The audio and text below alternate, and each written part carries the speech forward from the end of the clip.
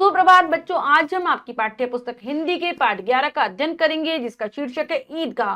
तो चलिए पढ़ते हैं पाठ को और जानते हैं कि पाठ के माध्यम से लेखक ने हमें क्या समझाने का प्रयास किया है, हमें क्या बताने का प्रयास किया है। पाठ को शुरू करते हैं। पाठ 11 ईदगाह। पाठ में प्रवेश करेंगे बच्चों।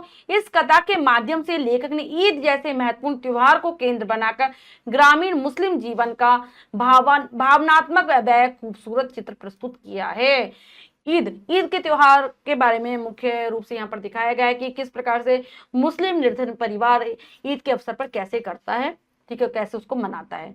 रमजान के पूरे 30 रोजों के बाद आज ईद आई है। कितना मनोहर, कितना सुहावना प्रभाव है। आज का सूर्य देखो कितना प्यारा, कितना शीतल है, मानो संसार को ईद की बधाई दे रहा हूँ। तो क्या कह रहे हैं लेखक कि पूरे 30 रमजान के व्रतों के बाद ही 30 रोजे जब करते हैं रमजान के महीने में, तब उसके बाद ईद आती है। बहुत ही सुंदर है आज, क्योंकि ईद का दिन है। बहुत सुहावना, सुंदर सुंदर सा सवेरा लग रहा है। ऐसा लग रहा है कि सूरज भी आज बहुत ही सुंदर है, प्यारा है और ठंडा है। और ऐसा लग रहा है कि वो भी ईद की बधाई दे रहा है सभी को, संसार को। गांव में कितनी हलचल है। ईदगाह जाने की तैयारियां हो रही हैं। किसी के कुर्ते में बटन नहीं है। पड़ोस के घर से सुई तागा लेने के लिए भागा जा रहा है। जल्दी जल्दी बैलों को पानी सानी दे दे। ईदगाह से लौटते लौटते दोपहर हो जाएगी। तो हर कोई ईद की तैयारियों में लगा है, इसलिए पूरे गांव में हलचल सी मची हुई है, शोर शराबा सा मचा हुआ है। सब लोग ईदगाह यानी कि मस्जिद में नमाज के लिए जाने की तैयारी कर रहे हैं। किसी के कुर्ते में बटन नहीं है तो वो सुई धागा लेने के लिए भाग रहा है। कोई बैलों को सानी पानी दे रहा है जल्दी जल्दी, क्योंकि अगर ईदगाह से आएंगे तो देर हो जाएगी, बैल कब तक भूखे रहेंगे। 3 कोस का पैदल रास्ता, फिर सैकड़ों आदमियों से मिलना बैठना, दोपहर से पहले लौटना असंभव है। लड़के सबसे ज्यादा प्रसन्न है। किसी ने एक रोजा रखा है, वह भी दोपहर तक, किसी ने वह भी नहीं, लेकिन ईदगाह जाने की खुशी उनके हिस्से की चीज है। तो सभी बच्चे ज्यादा खुश दिखाई दे रहे हैं, क्योंकि सबको ईदगाह जाना है। किसी ने एक रोजा, किसी ने एक भी नहीं रखा, लेकिन ईदगाह सभी जाएंगे ईद के दिन, और ये उनके लिए बहुत खुश होने की बात है। रोजे बड़े बूढ़ों के लिए होंगे, इनके लिए तो ईद है। रोज ईद का नाम रटते थे, आज वह आ गई। अब जल्दी पड़ी है कि लोग ईदगाह क्यों नहीं चलते। उनकी अपनी जेबों में तो कुबेर का धन भरा हुआ है। बार बार जेब से खजाना निकालकर गिनते हैं और खुश होकर फिर रख लेते हैं। तो बच्चे बहुत खुश हैं। उन्हें लग रहा है कि बड़े लोग क्यों नहीं जा रहे अब तक ईद। उनके जेब में जो पैसे हैं, ऐसा लग रहा है कि वो कुबेर के खजाने के समान है। इतने सारे उन्हें पैसे लग रहे हैं, बार बार गिनते हैं, रखते हैं। और क्योंकि वो इतने दिनों से ईद का इंतजार कर रहे थे और अब वो ईद आ गई है। महमूद गिनता है 1 2 10 12, उसके पास 12 पैसे हैं। मोहसिन के पास 1 2 3 8 9 15 पैसे। इन्हीं अनगिनत पैसों से अनगिनत चीजें लाएंगे। बच्चे सोच रहे हैं हमारे पास इतने सारे पैसे, हम बहुत सारी चीजें खरीदेंगे ईदगाह के पास, क्योंकि मेला लगता है वहां से। खिलौने, मिठाइयां, बिगुल, गेंद और जाने क्या क्या। और सबसे ज्यादा प्रसन्न है हामिद। हामिद नाम का बच्चा है, वो भी बहुत खुश है। दुबला पतला सा लड़का है, कमजोर सा लड़का है, जिसका बाप पिछले ही साल हैजे में मर गया और एक दिन माँ भी मर गई। उसके माता पिता दोनों मर चुके हैं। अब हामिद अपनी बूढ़ी दादी अमीना की गोद में सोता है और उतना ही प्रसन्न है। तो अपनी दादी के साथ रहता है और खुश रहता है। हामिद के पाँव में जूते नहीं है, सिर पर एक पुरानी टोपी है जिसका गोटा काला पड़ गया है, फिर भी वह प्रसन्न है। अभागिन अमीना अपनी कोठरी में बैठी रो रही है। ईद का दिन है और उसके घर में दाना नहीं। इस अंधकार और निराशा में वह डूबी जा रही है। किसने बुलाया था इस नगोड़ी ईद को। तो यहाँ पर ये लोग बहुत गरीब हैं। हामिद और उसकी दादी, पुरानी सी टोपी हामिद ने पहन रखी है, पाँव में जूते भी नहीं है। और वो जो उसकी दादी है वो कोठरी में बैठे हुए रो रही है। वो कह रही कि उनके घर में तो दाना पानी नहीं है, पता नहीं ये ईद कहाँ से आ गई, किसने इसे बुलाया। अमीना का दिल कचोट रहा है। गांव के बच्चे अपने अपने बाप के साथ जा रहे हैं। हामिद का अमीना के सिवाय और कौन है, उसे अकेले कैसे मेले में जाने दे। उस भीड़ भाड़ में बच्चा कहीं खो जाए तो क्या हो। नहीं, अमीना उसे यूं न जाने देगी। नन्ही सी जान, 3 कोस चलेगा कैसे, पैर में छाले पड़ जाएंगे, जूते भी तो नहीं है। कुल 2 आने पैसे बचे रहे हैं। 3 पैसे हामिद की जेब में, 5 अमीना के बटुए में। यही तो बिसात है और ईद का त्योहार, अल्लाह ही बेड़ा पार लगाए। तो अमीना सोच रही है, परेशान है वो कि सब बच्चे तो अपने अपने पिता के साथ जा रहे हैं, पूरा 3 कोस चलना पड़ता है, हामिद तो अकेला है, वो कैसे जाएगा, वो छोटे बच्चे को कैसे जाने दे सकती है कहीं खो गया तो। और केवल उसके बटुए में 5 पैसे और 3 पैसे उसने हामिद को दे रखे हैं। वो सोच रहा है कि पता नहीं हमारी तो इतनी औकात है, पता नहीं कैसे ये समय कटेगा ईद वाला। हामिद भीतर जाकर दादी से कहता है, तुम डरना नहीं अम्मा, मैं सबसे पहले आऊंगा। हामिद ईदगाह जाने की तैयारी में है। वो कहता है कि अम्मा डरना मत, मैं सबसे जल्दी आ जाऊंगा। गांव से मेला चला और बच्चों के साथ हामिद भी जा रहा है। कभी सबके सब दौड़कर आगे निकल जाते, फिर किसी पेड़ के नीचे खड़े होकर साथ वालों का इंतजार करते।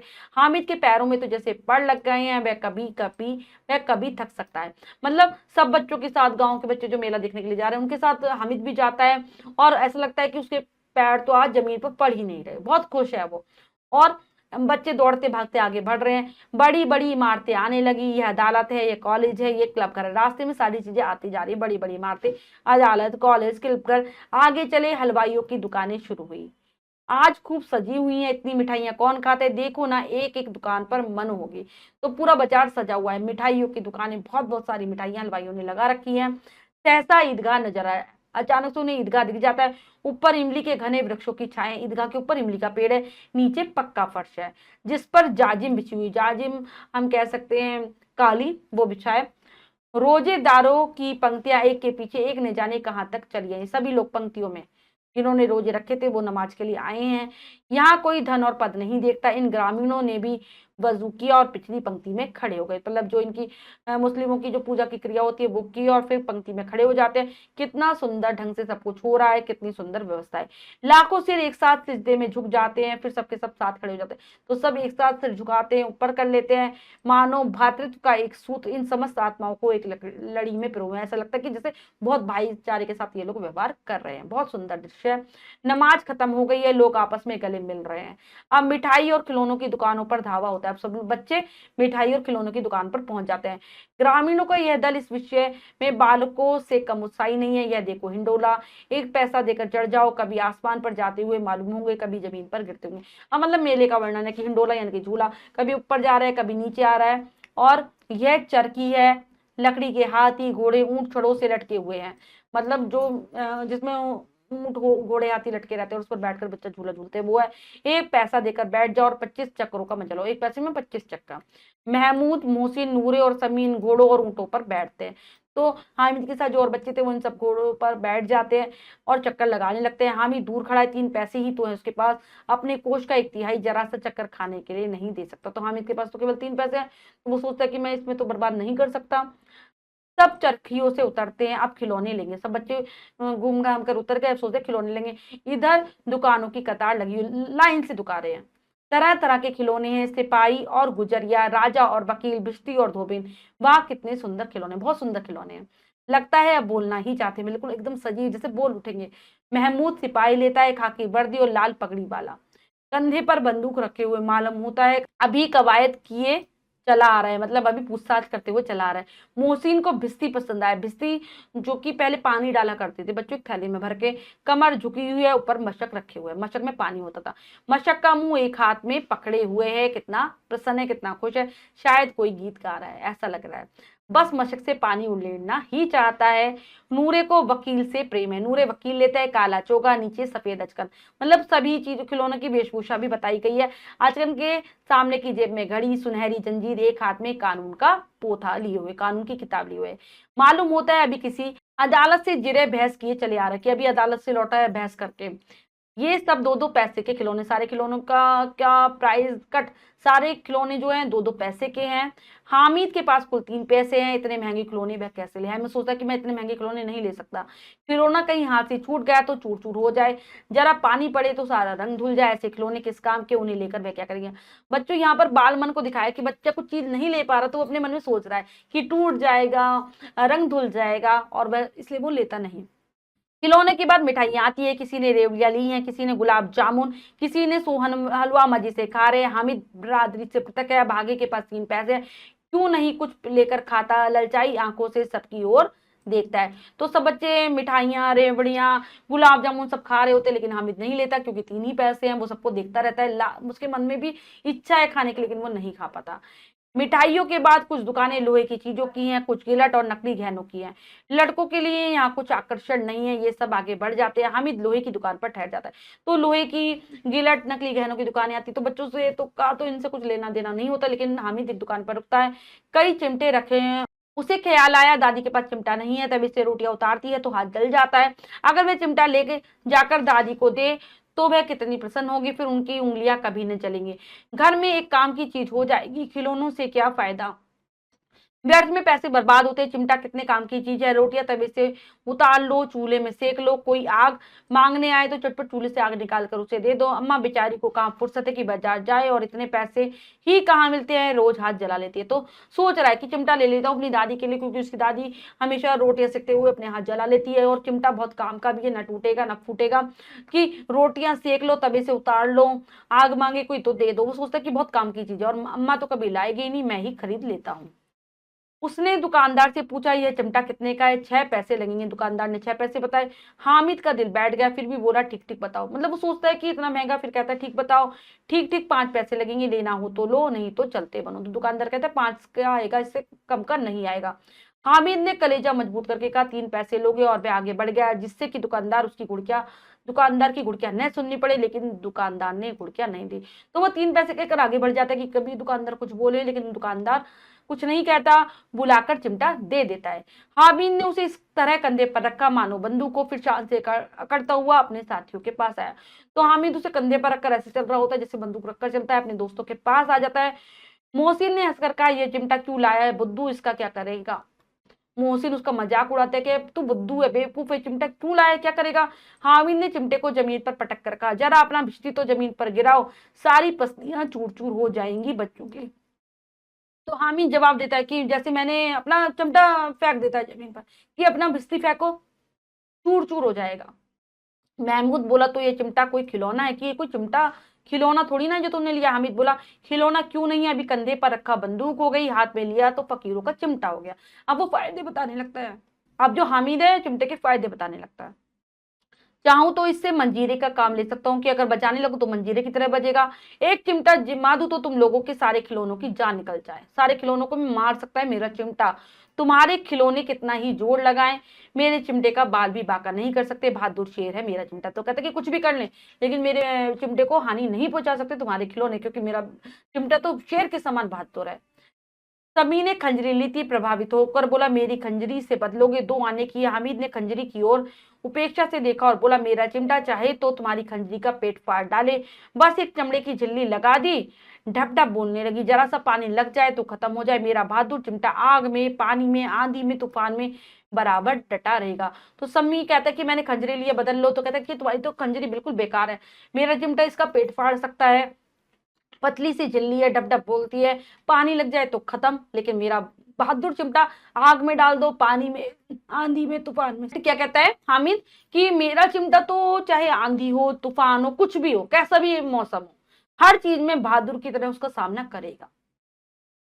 चिमटे ने सभी को मोहित कर लिया, लेकिन अब पैसे किसके पास धरे हैं, बेले से दूर निकल आए हैं, धूप तेज हो रही है, घर पहुंचने की जल्दी है, बड़ों से जिद करे तो चिमटा नहीं मिल सकता। हामिद है बड़ा चालाक, इसलिए उसने अपने पैसे बचा कर रखे थे, और उन्हें 3-3, 4-4 आने पैसे खर्च किए, पर काम की चीज न ले सके। हामिद ने 3 पैसों में रंग जमा लिया। सच ही तो है, खिलौनों का क्या भरोसा, टूट फूट जाएंगे, हामिद का चिमटा तो बना रहेगा।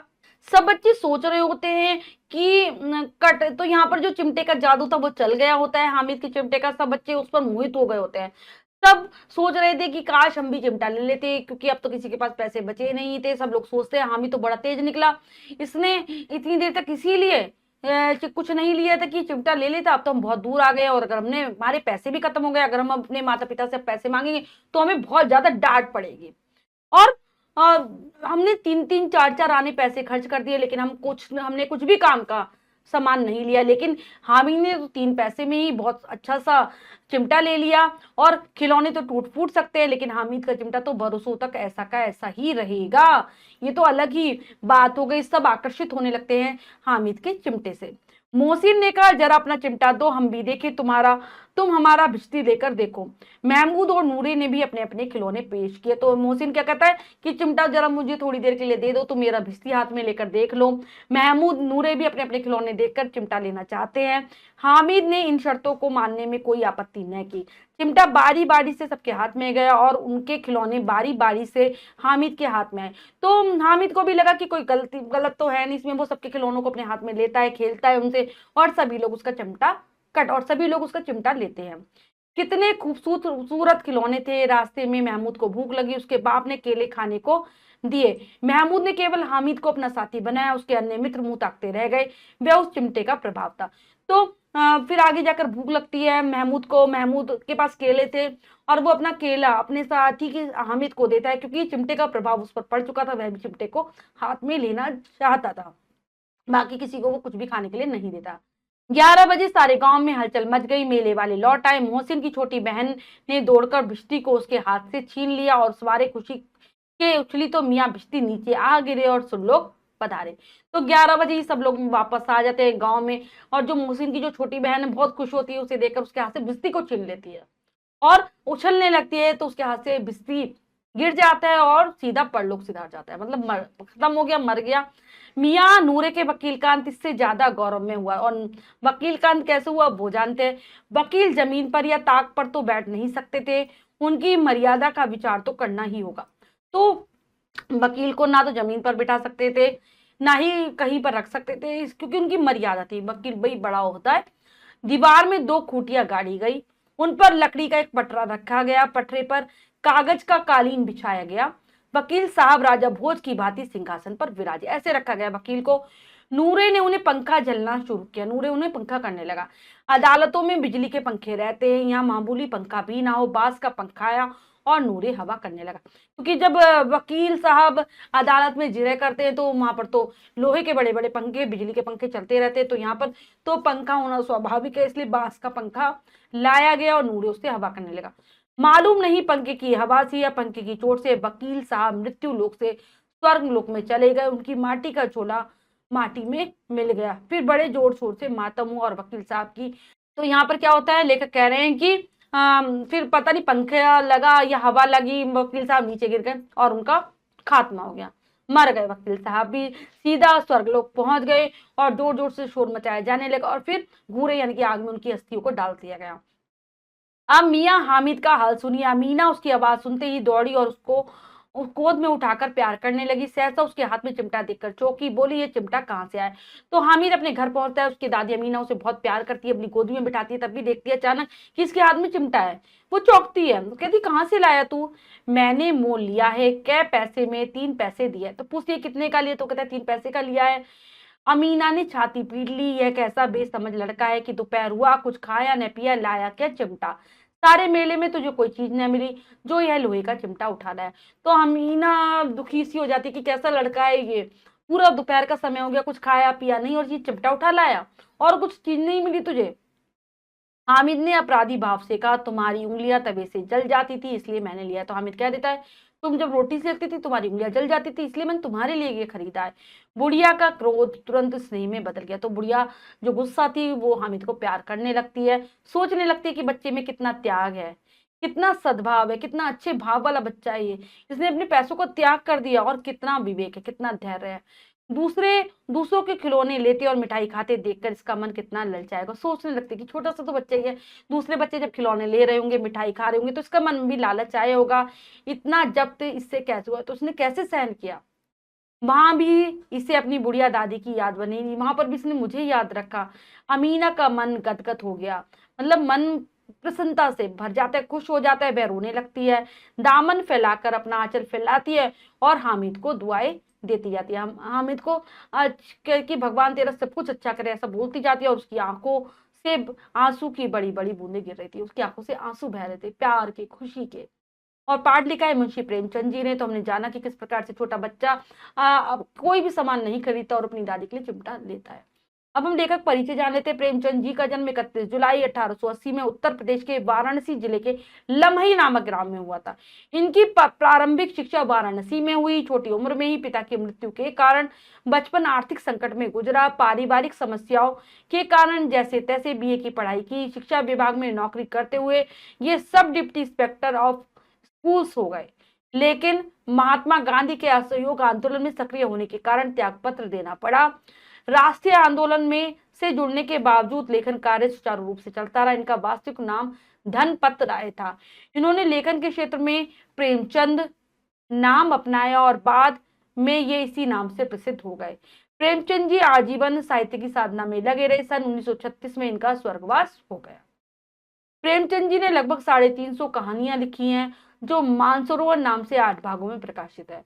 प्रेमचंद जी उच्च कोटि के उपन्यासकार थे। इनके महत्वपूर्ण उपन्यास है सेवा सदन, प्रेमाश्रय, निर्मला, रंगभूमि, गोदान, गबन, कर्मभूमि, कायाकल्प आदि। इन्होंने नाटक और निबंध भी लिखे हैं। तो बहुत बड़े साहित्यकार हैं हमारे मुंशी प्रेमचंद जी, जिन्होंने समाज की समस्याओं को अपने साहित्य में स्थान दिया है। अब हम पाठ के शब्दार्थ कर लेते हैं बच्चों। पहला है रमजान, इस्लामी वर्ष का 9वां महीना, रोजों का महीना। ईदगाह, सामूहिक नमाज पढ़ने की जगह। बिसात, औकात, सानी पानी, बैलों का भोजन, भूसा पानी। वजू, नमाज से पहले हाथ पांव धोना। जाजिम, दरी के ऊपर बिछी चादर। सिजदा, माथा टेकना। संचालन, नेतृत्व, हिंडोला, झूला। भातृत्व, भाईचारा। कवायद, व्यायाम। कोष, खजाना। मशक, चमड़े का थैला जिसमें भिश्ती पानी ढोते हैं। भिश्ती, मशक में पानी ढोने वाला। पृथक, अलग। अचकन, एक प्रकार का लंबा कलीदार पहनावा। मंजीरे, एक वाद्य यंत्र। जिरा, बहस। सुरलोक, स्वर्ग। गुड़कियां, डांट फटकार। मोहित, आकर्षित। यहाँ बच्चों आकर्षित की स्पेलिंग आप सही कर लेंगे, यहाँ पर ये वाला शय आएगा, ठीक है। मातम, शोक, मनाना। तो बच्चों ये हैं पाठ के शब्दार्थ, इन्हें आप बहुत अच्छे से याद करेंगे। अब हम कर लेते हैं पाठ का अभ्यास कार्य। पहला प्रश्न, लिखित प्रश्न में से सही उत्तर वाले गोले को रंगिए। तो बच्चों प्रश्न में 3 विकल्प है, 2 गलत है, 1 सही है। हमें सही विकल्प को चुनना है, सेकंड निशान लगा देना है। करते हैं। मोहसिन के पास कितने पैसे थे? 15 पैसे, 50 पैसे, 13 पैसे। तो मोहसिन के पास थे 15 पैसे। किसके पाँव में जूते नहीं थे? मोहसिन के, अमीना के, हामिद के। तो हामिद के पैरों में जूते नहीं थे। एक पैसा देकर कितने चक्कर लगाने का मजा ले सकते थे? 25, 30, 15। तो 25 चक्कर लगा सकते। हामिद ने किसके लिए चिमटा खरीदा? माँ के लिए, बहन के लिए, दादी के लिए। तो अपनी दादी के लिए लेता है। पंखा किसने झलना शुरू किया? नूरे ने, वकील ने, हामिद ने। तो नूरे ने। नेक्स्ट है, रिक्त स्थानों की पूर्ति कीजिए। करते हैं उचित शब्दों के द्वारा। हामिद, हामिद सबसे ज्यादा प्रसन्न है। अभागिन, अमीना। अभागिन जिसका भाग्य अच्छा ना हो, अपनी कोठरी में बैठी रो रही है। यही तो बिसात है। बिसात यानी कि औकात, यही तो बिसात है और ईद का त्योहार।